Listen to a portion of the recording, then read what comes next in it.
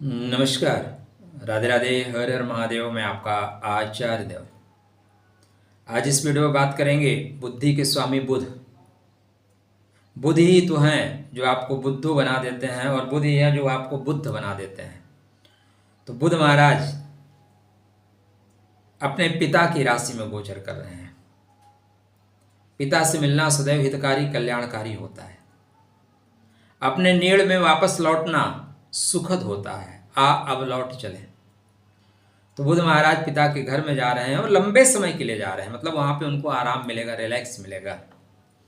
सामान्यतः बुध महाराज 28 days 32 days के अंदर राशि परिवर्तित कर देते हैं, लेकिन इस बार बुध देव 69 डेज के लिए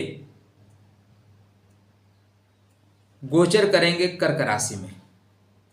यहाँ पे वक्री भी होंगे और फिर मार्गी होकर आगे बढ़ जाएंगे। तो बुध का गोचर बुध की प्रथम राशि मिथुन राशि, मिथुन लगन के जातकों के लिए कैसा प्रभाव देगी, चर्चा आरंभ करें। मित्रों, उससे पहले विनम्र अनुरोध, चैनल को अभी तक सब्सक्राइब नहीं किया तो क्यों नहीं किया है भाई, कर लीजिए, विनम्र अनुरोध है आपसे। आपके बुध लगने से साथ में सुखेश हैं, सुख के स्वामी हैं।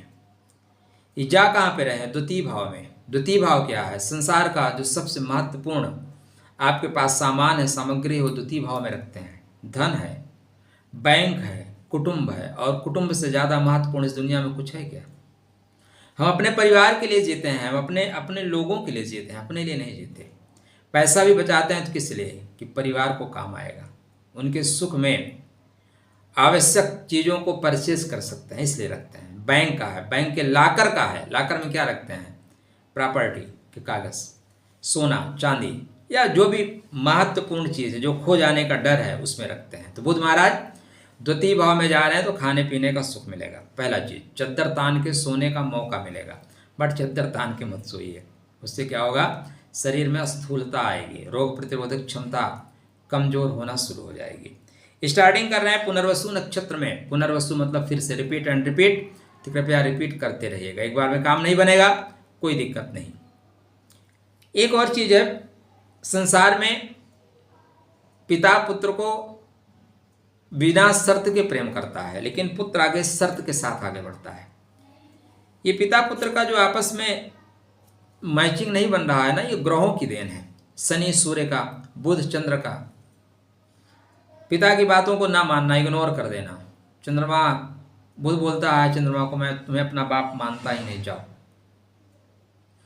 शनिदेव सूर्य के साथ यही बोल देते हैं, आपका डिसिप्लिन मेरे को पसंद ही नहीं है, जाओ। तो आपके अगर पिता पुत्र में आपस में विचार ना मैच करें तो बहुत दुखी मत होइएगा, क्योंकि ये फॉल्ट नीचे का नहीं है, फॉल्ट ऊपर का है। यहाँ पे धन की वृद्धि होने की संभावनाएं हैं, धन बढ़ेगा, सुख मिलेगा।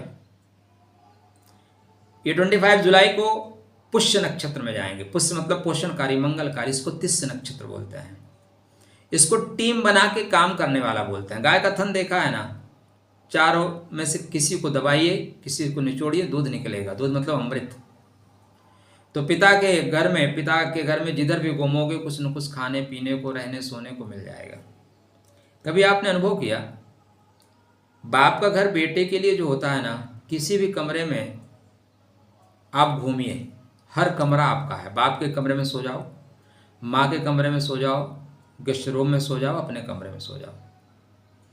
लेकिन वहीं जब पुत्र घर बनाता है तो बाप के लिए एक सीमित स्थान कर देता है, ये पिता माता का कमरा। आप उनके बेडरूम में नहीं जा सकते, किचन रूम में या उनके जो और पर्सनल रूम है बोल के जाना पड़ेगा, मैं आ जाऊं क्या बेटा, यह प्रतिबंध हो जाता है। तो बुध को यहाँ स्वतंत्रता मिलेगी यत्र तत्र सर्वत्र भ्रमण करने की। तो पुष्य में बेहतरीन फल देंगे। 18 जुलाई को फिर ये वक्री हो जाएंगे। 18 जुलाई से 11 अगस्त तक वक्री रहेंगे। वक्री का मतलब फिर मन उबेगा, फिर आलस्य ज़्यादा हो जाएगा, बोलेंगे चलो यार ध्यान काम करते हैं, तो काम पे ज़्यादा फोकस करेंगे। ये अश्लेषा में जाएंगे 7 जुलाई को। अश्लेषा थोड़ा सा बच के रहिएगा। अश्लेषा देखो बुध का अपना नक्षत्र, लेकिन क्रोध ज़्यादा देता है, और आदमी को जब सफलता मिल जाए ना तो अहंकार अपने आप जन्म लेता है। तो यहाँ पे अहंकार आएगा, क्रोध आएगा, लगेगा कि मैं ही सब कुछ हूँ। मेरे आगे सब फीके हैं, ये आपके पतन का कारण बन सकता है। ये विचार अश्लेषा बंधन को नहीं मानता, दबाव को नहीं मानता। तो अगर कोई लोग आप पे दबाव रखेंगे, बांधेंगे, भैया ऐसे ऐसे करो, आपको क्रोध आएगा। तो हम इग्नोराय नमः, हम घनघोर इग्नोराय नमः, इग्नोर करिए। सब कुछ आपके मनोनुकूल नहीं हो सकता। या संसार है, एक यात्रा पे हो, यात्रा में मजा लीजिए। एक सीट मिल गई है ना, पूरी ट्रेन आपकी नहीं हो सकती। एक सीट मिल गई, उसी सीट पे बैठो, उठो, खाओ पियो, मस्ती से निकल जाओ। टिकट कन्फर्म है जाने का, इसलिए हर पल मस्त रहो। 22 अगस्त को फिर अश्लेषा में जाएंगे और 30 तारीख को फिर मघा में चले जाएंगे। तो बुध महाराज की जो गोचरी स्थित है, बहुमूल्य चीजों को प्रदान करने की है। वाणी को वीणा ही बना के रखिएगा। अगर वाणी वीणा रही तो यत्र तत्र सर्वत्र आपको सफलता मिलेगी।